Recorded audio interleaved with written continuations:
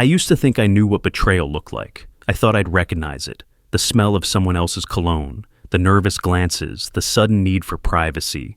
I thought if it ever happened to me, I'd see it coming. I was wrong. My name is Mason Brooks, and for 7 years, I believed I had the kind of marriage people envied. Amanda and I weren't perfect, but we were solid. We were partners. I worked as an operations manager at a pharmaceutical warehouse in Scottsdale, managing supply chains and logistics for a company that distributed medications across the Southwest. The pay was decent, $78,000 a year, enough to keep us comfortable in our 3-bedroom ranch house near Shea Boulevard. Amanda was climbing the ladder as a digital marketing specialist at a healthcare startup downtown, pulling in $65,000 creating campaigns for medical device companies. We had our 5-year-old daughter, Lily, our plans for the future, maybe a bigger house in Paradise Valley when Amanda's career took off, family vacations to San Diego and Colorado that we'd been promising ourselves for years. We were building something, or at least I thought we were. Every Sunday after church, Amanda insisted we go to St. Maria Goretti, the same parish where her parents Charles and Dorothy Freeman had been married 35 years ago. We'd sit at Denny's with Lily between us, planning out the week, discussing Lily's kindergarten progress, my overtime schedule, Amanda's latest client presentations. I remember those mornings clearly now, the way Amanda would lean into me while Lily colored her kids' menu with broken crayons, the way she'd trace circles on my forearm while we waited for our food. "We're doing good, aren't we?" she'd say, and I'd nod, meaning it completely. Her parents, Charles and Dorothy, were proud of us. Her older brother, Kevin, who worked construction and had never quite found his footing with women, would joke that we made marriage look easy. Her younger sister, Nicole, still single at 31 and living with 3 roommates, would come to our house for Sunday dinners and tell Amanda she was lucky to have found someone like me. "You guys have it figured out," Nicole would say, watching me help Lily with her homework while Amanda prepped Monday's lunches. The whole partnership thing, it's beautiful. Beautiful. That's what everyone called it. What I called it too, until about 4 months ago. The first crack appeared gradually. So subtly I didn't recognize it as a crack at the time. Amanda started working late, not occasionally like when she'd had deadline crunches before, but constantly.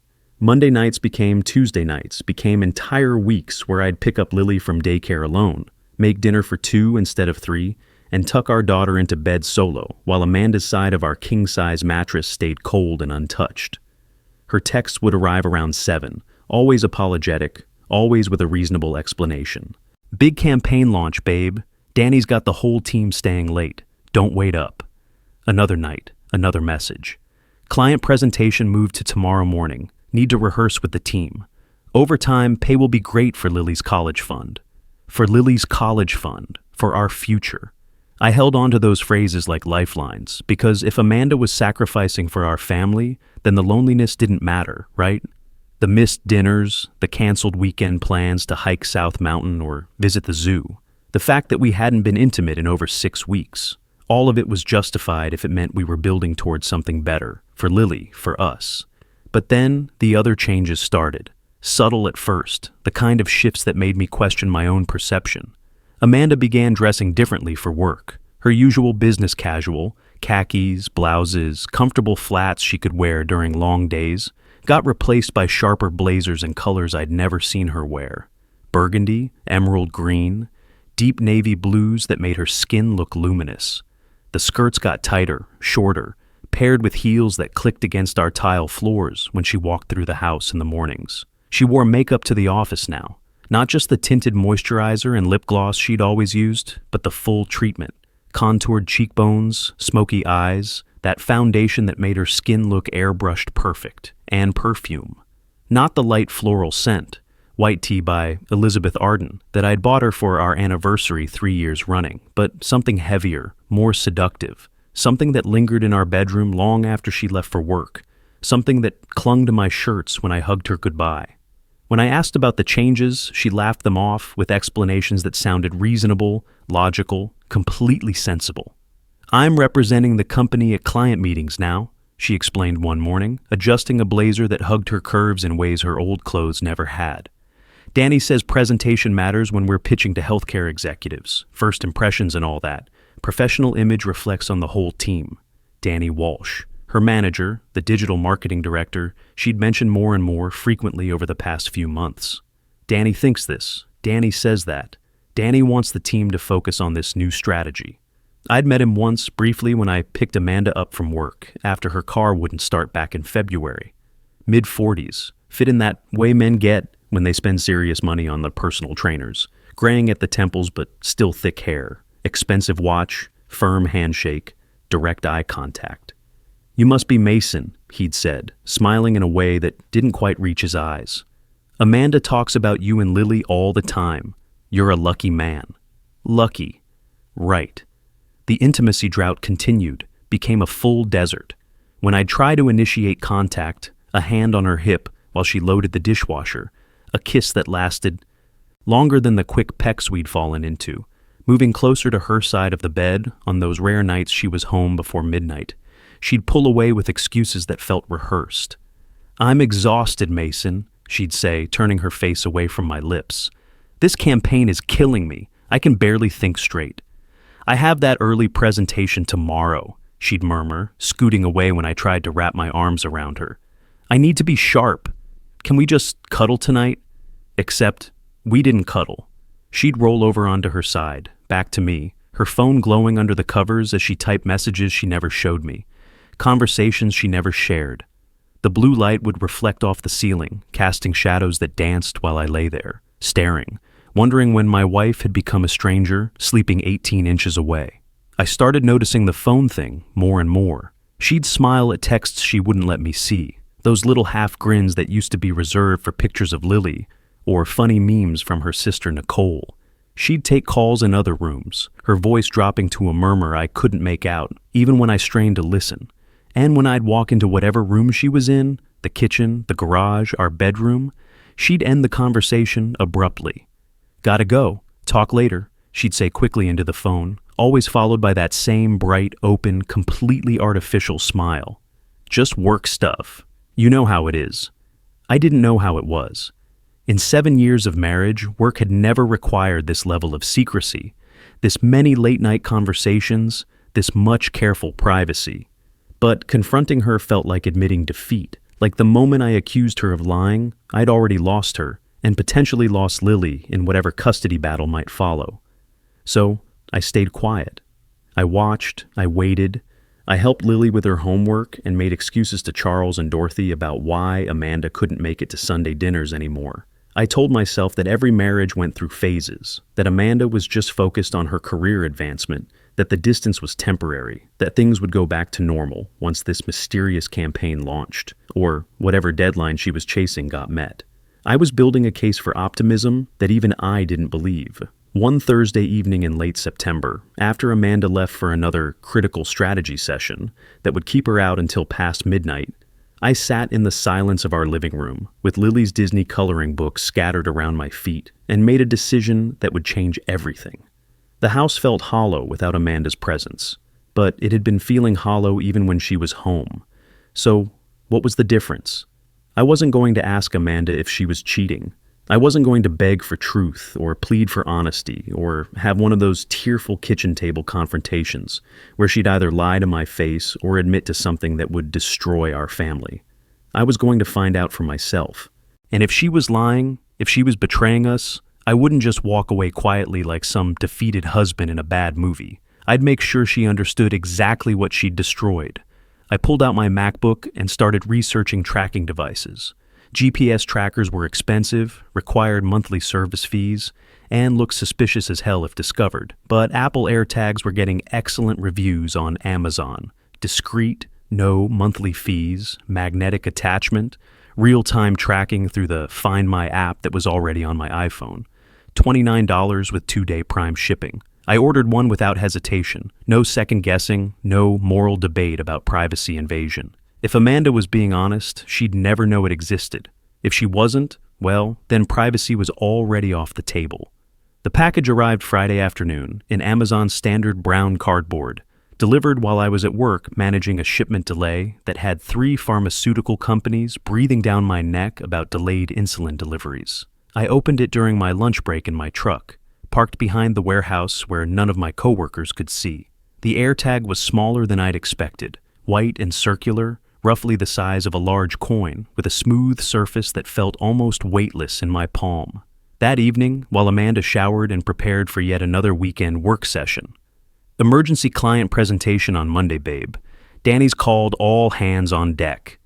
I went to her work bag, a black leather tote she'd bought 6 months ago, around the time the overtime started, with multiple compartments and zippered pockets. I found the intersection, where she kept her charging cables, business cards, and breath mints. My hands were completely steady as I pressed the AirTag against the fabric lining. It locked into place with a soft magnetic click that was barely audible over the sound of running water from our master bathroom. Amanda left at 6:45, kissed Lily goodbye with genuine affection. That part of her hadn't changed, thank God, and gave me a quick peck on the cheek, the same perfunctory kiss she'd been giving me for weeks, light and meaningless. The kind of gesture you make out of habit rather than desire. "Don't wait up, babe," she said, grabbing her purse and the bag that now contained my $29 insurance policy. This presentation could make or break the quarter for us. Danny's stressed out of his mind about it. I smiled back at her, the same supportive husband smile I'd been perfecting. "Good luck with the presentation. I'll keep dinner warm just in case you get home earlier than expected." She smiled back, bright and grateful and completely convincing. "You're the best. Love you." "Love you too." The moment her white Camry disappeared around the corner toward Shea Boulevard, I pulled out my phone and opened the Find My app. A small blue dot appeared on the digital map, moving through our neighborhood in Scottsdale. I watched it navigate the streets, heading south toward the I-10 freeway that would take her downtown to her office building near Central Avenue and Thomas Road. For about 10 minutes, I felt genuinely stupid, paranoid, like one of those jealous husbands in bad Lifetime movies who destroy their marriages with unfounded suspicions. The blue dot was moving in exactly the right direction, following the route Amanda took every day to work. Maybe I really was losing my mind. Maybe the distance in our marriage was just career pressure and exhaustion and the normal ebb and flow that all couples experience after 7 years together. Then the dot turned left instead of right. Instead of continuing downtown toward Amanda's office, it veered east toward Tempe, toward a residential area I didn't recognize. My stomach dropped so fast, I thought I might throw up right there in my kitchen, with Lily's finger painting from preschool stuck to the refrigerator, and Amanda's coffee mug still sitting in the sink from that morning. I gave it 20 minutes, watching the blue dot remain stationary on a street called Desert Willow Drive. 20 minutes was long enough to grab coffee, long enough to make a quick stop, long enough for any innocent explanation I could manufacture. But Amanda's dot wasn't moving. Whatever she was doing on Desert Willow Drive, it wasn't quick. I told Lily I needed to run to the gas station, promised her extra cartoons if she was good, and drove toward Tempe with my heart hammering against my ribs. The evening traffic was light for a Friday, mostly people heading home from work, families starting their weekends, normal people living normal lives while my world potentially collapsed around me. 25 minutes later, I found myself parked on Desert Willow Drive, 3 houses down from where Amanda's Camry sat in a driveway that didn't belong to any office building. It was a modest single-family home, probably built in the 90s with a neat front yard and a porch light, casting warm yellow light across terracotta tiles. Normal, suburban. The kind of place where affairs happen while husbands sit at home helping their daughters with homework. The living room blinds were partially open, just enough to see inside. Just enough to see Amanda on a brown leather couch, wine glass in her hand, laughing at something someone was saying off camera. She looked relaxed in a way I hadn't seen in months. Happy. Genuinely happy. Not the forced cheerfulness she'd been showing me lately. Then Danny Walsh walked into view, carrying his own wine glass, wearing jeans and a polo shirt instead of the business attire I'd seen him in that day I met him. He sat beside Amanda on the couch, close enough that their knees touched, close enough that when she laughed at whatever he'd said, she could lean into him naturally, comfortably, like this wasn't the first time they'd shared this couch, this wine, this intimacy. I sat in my truck, hands gripping the steering wheel, watching. My wife be genuinely happy with another man, and felt something cold and calculating settle into my chest. This wasn't a work meeting, this wasn't overtime, this wasn't for Lily's college fund or our future, or any of the lies Amanda had been feeding me for months. This was betrayal, pure and simple. And now I had proof. My first instinct was to kick down Danny's front door, drag him out by his throat, and beat him bloody on his own driveway, while Amanda screamed and the neighbors called police. The rage that shot through me was white-hot, primal, the kind of fury that makes men do things that destroy their lives, along with everyone else's. I could see it all playing out. Me in handcuffs, Lily crying in a social worker's office, Amanda playing the victim while I became the unhinged ex-husband who couldn't handle his wife's success. But then something stopped me. A voice in my head, quiet but firm, cutting through the anger like ice water. Don't. Not yet. If you do this now, you lose everything. You look like the bad guy. You get arrested. She gets Lily. Think. I turned away from Danny's house and walked back to my truck, on legs that felt disconnected from my body. I sat in the driver's seat, hands gripping the steering wheel until my knuckles went white, and just breathed. In for 4 counts, out for 4 counts, the technique Brad Cooper from work had taught me after his own divorce 3 years ago. When you feel like you're going to lose it, he'd said, you count and you breathe and you think, because acting crazy is exactly what they want you to do. I pulled out my phone and opened the Notes app. My hands were steady now, my mind crystallizing around a single, cold purpose. I started typing. Evidence, timeline, names, dates, locations, screenshots of the Find My app showing Amanda's location on Desert Willow Drive when she was supposed to be working downtown. I needed documentation. I needed proof that couldn't be disputed or explained away. And more than anything, I needed Amanda to feel exactly what I was feeling right now. Not just guilt or regret, but humiliation. Public, irreversible humiliation. I drove home, checked on Lily, who was fast asleep with her stuffed elephant clutched against her chest, and poured myself 3 fingers of Jameson. Then I sat at my laptop and started researching. Live streaming platforms, screen recording software, WhatsApp group management, cloud storage options, social media privacy settings. I wasn't just going to catch Amanda cheating. I was going to make sure everyone who mattered to her got to witness it firsthand. For the next 2 weeks, I became a different person entirely. On the surface, I was the same supportive husband I'd always been. I smiled at Amanda over breakfast, asked about her day, helped Lily practice writing her letters at the kitchen table, while Amanda got ready for another late night at the office. I kissed my wife goodbye like nothing had changed, and she bought every second of it. But underneath the performance, I was building a case that would have impressed a federal prosecutor. Every night Amanda left for her supposed overtime, I tracked her movements through the Find My app. Same pattern, same destination. Danny's house on Desert Willow Drive, arriving between 7 and 7:30 p.m., staying until 10 or 11. I documented everything, screenshots with timestamps, cross-references with her work calendar, which she'd foolishly synced to our shared Google account. I even drove by the house multiple times, taking photos of her car and Danny's driveway, time-stamped and geotagged. I researched Danny Walsh beyond what Amanda had told me. LinkedIn showed he was recently divorced. His ex-wife Jennifer had taken back her maiden name according to public records. No kids mentioned anywhere. His Instagram account was private, but his Facebook wasn't completely locked down. Photos of hiking trips, expensive dinners, a Harley Davidson in his garage, the kind of midlife crisis lifestyle that probably looked exciting to a 34-year-old woman feeling trapped by suburban routine. I also pulled up Amanda's company directory and confirmed the organizational structure. Danny was indeed her direct manager, which meant their affair wasn't just adultery, it was a workplace ethics violation that could destroy both their careers. HR departments didn't mess around with manager-subordinate relationships, especially when one party was married. The power dynamics alone would be enough to get them both fired once the right people found out. But documentation wasn't enough.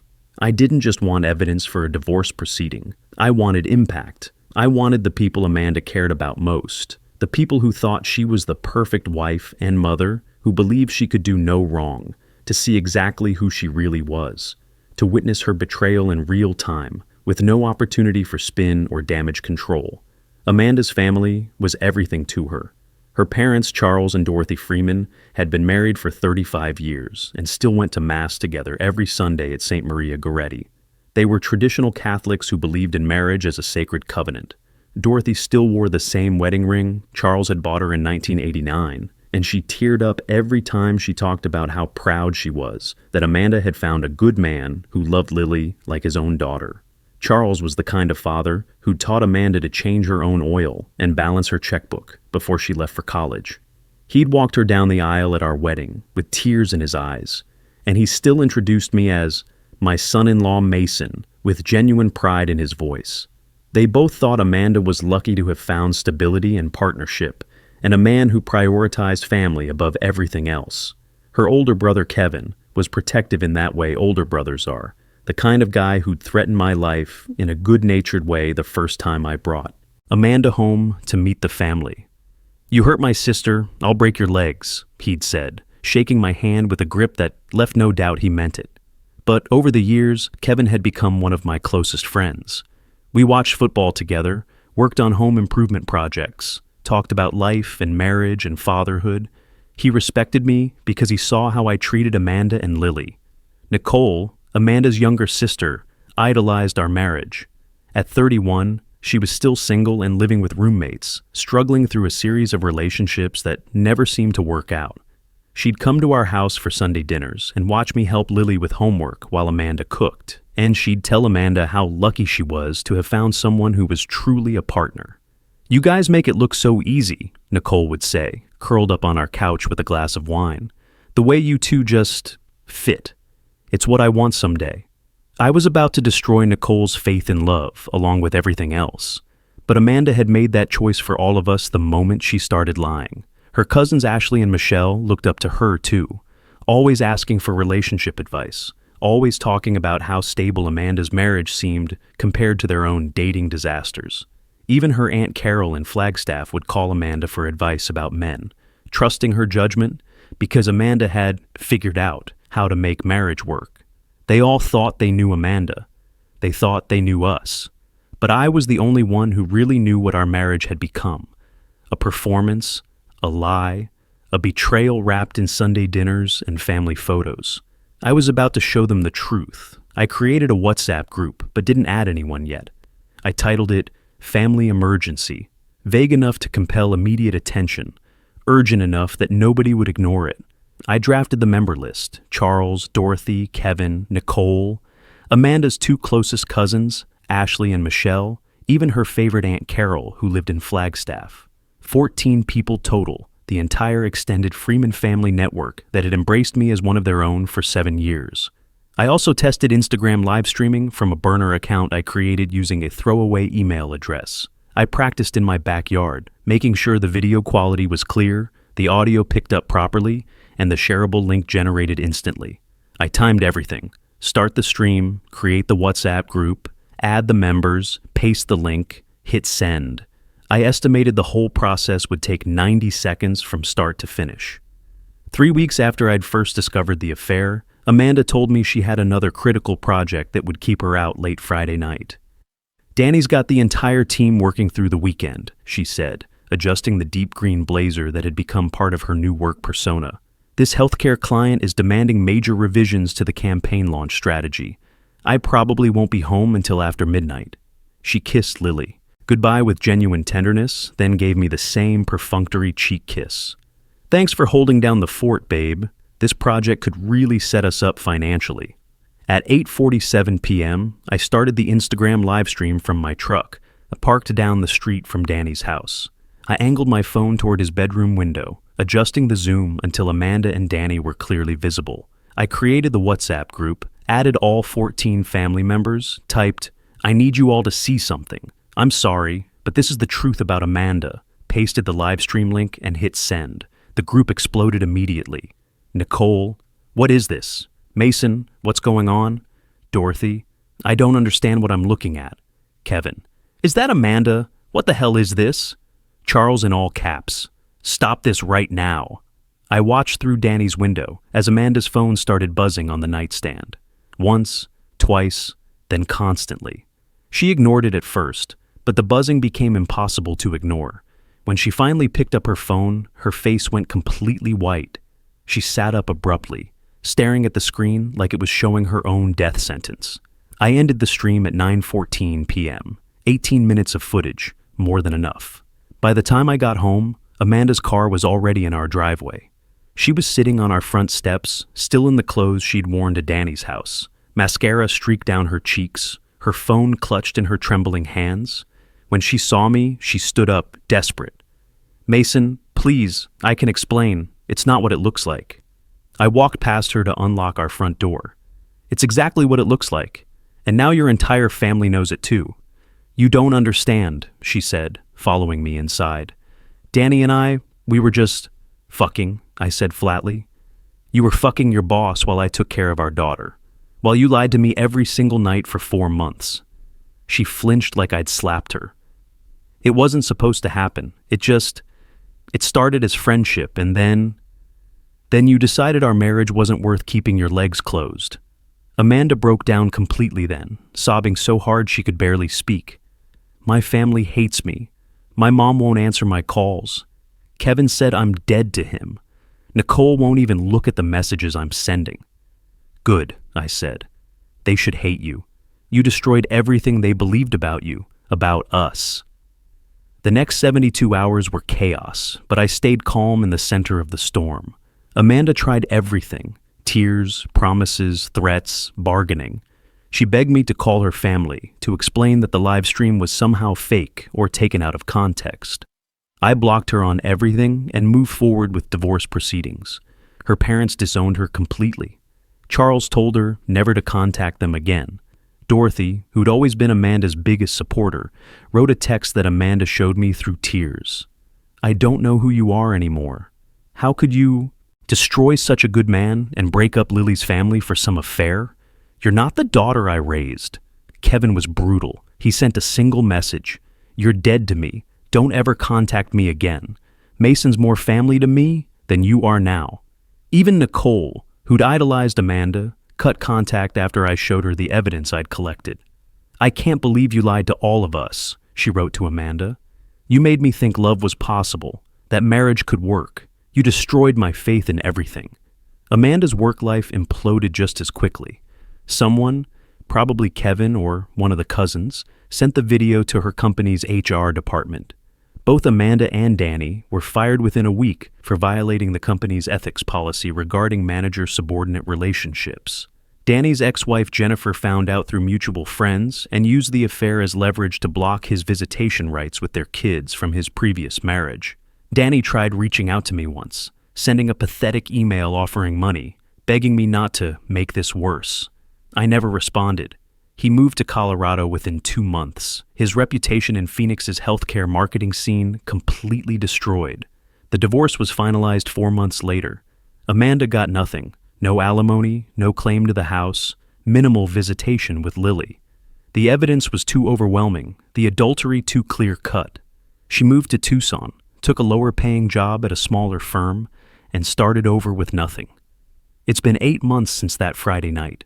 8 months since I ended Amanda's lies with 18 minutes of live-stream truth.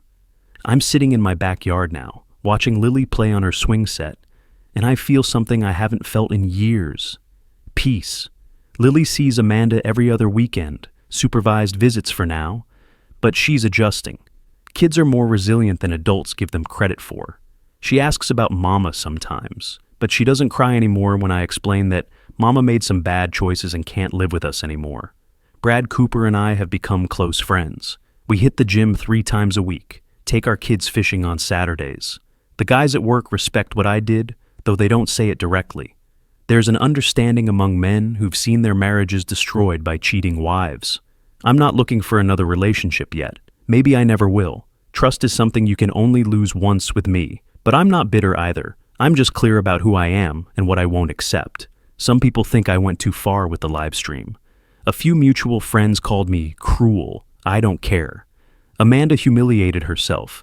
I just made sure the right people witnessed it. I'd do it again in a heartbeat.